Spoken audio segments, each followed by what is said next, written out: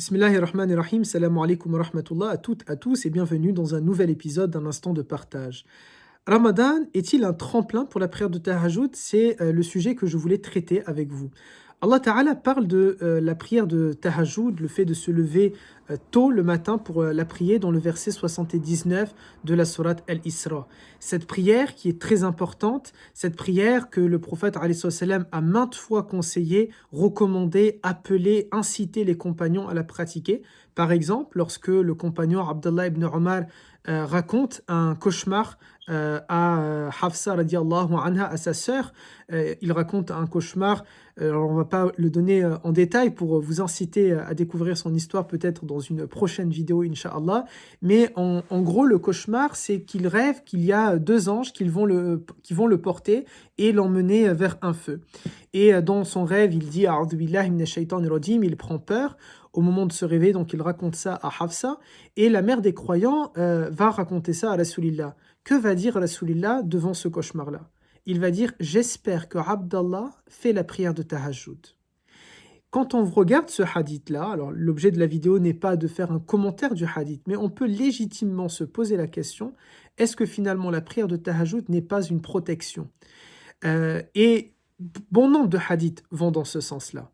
Lorsque, par exemple, le prophète alayhi salam va rendre visite à sa fille Fatima et qu'il trouve Ali et qu'il demande à Ali et Fatima, est-ce que vous priez Tahajjud?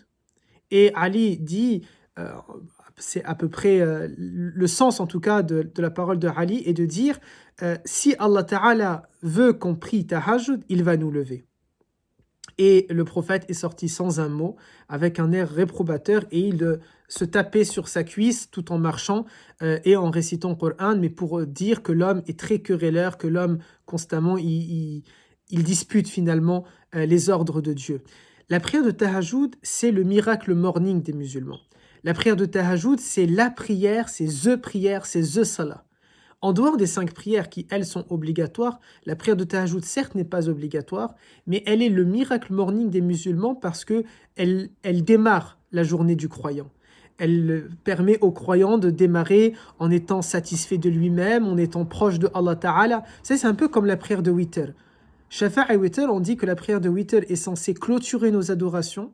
Eh bien, on devrait aussi beaucoup plus entendre que la prière de Tahajjud est là pour démarrer nos adorations.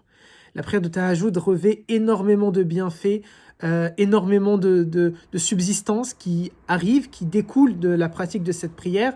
On n'a que quelques minutes, donc ce n'est pas suffisant pour parler amplement, suffisamment, profondément de cette prière-là, mais on va plutôt ici parler de Ramadan, un tremplin pour la prière de Tahajjud. Alors pourquoi? Bismillah.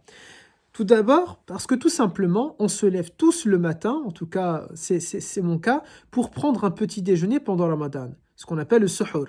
Eh bien, ceux qui n'ont pas l'habitude de prier Tahajjud et qui vont se lever le matin pour faire as-suhoor ont pris cette habitude, cette coutume pendant un mois durant de se lever avant l'heure de l'Fajr pour pouvoir prendre un petit déjeuner, pour nourrir leur corps. Eh bien, cette habitude-là, il ne faut surtout pas l'arrêter. Ne surtout pas changer son réveil, garder son réveil. Mais cette fois-ci, au lieu de prendre un petit déjeuner, une nourriture du corps, eh bien, ce sera une nourriture spirituelle, c'est la prière de Tahajjud, tout simplement. C'est-à-dire vraiment partir du fait que j'ai eu l'habitude de me lever et je garde ce tremplin-là, je garde cet élan-là que j'ai pris, et simplement, je vais changer mes actes. Au lieu de manger une nourriture, je vais tout simplement prier Tahajjud. Alors cette prière, quelques éléments sur cette prière, c'est une prière qui se fait soit à voix haute, soit à voix basse, de préférence à voix haute, et elle se fait par nombre de 2 rak'a. Donc vous faites 2 unités, vous faites un salam alaykum et salam alaykum, puis encore 2 rak'a, et ainsi de suite. Et vraiment, faites la prière de Tahajjud. Et il y a ce qu'on appelle un miracle de Tahajjud. Une fois que Tahajjud rentre dans vos habitudes, une fois que Tahajjud rentre dans votre quotidien, elle va vous manquer si vous ne la faites pas. Et vous allez le ressentir qu'elle a un effet positif en vous et qu'elle a changé votre quotidien. Utilisez Ramadan comme un tremplin pour faire la prière de Tahajjud parce que Allah Ta'ala nous le demande et de la nuit consacre une partie dans les prières.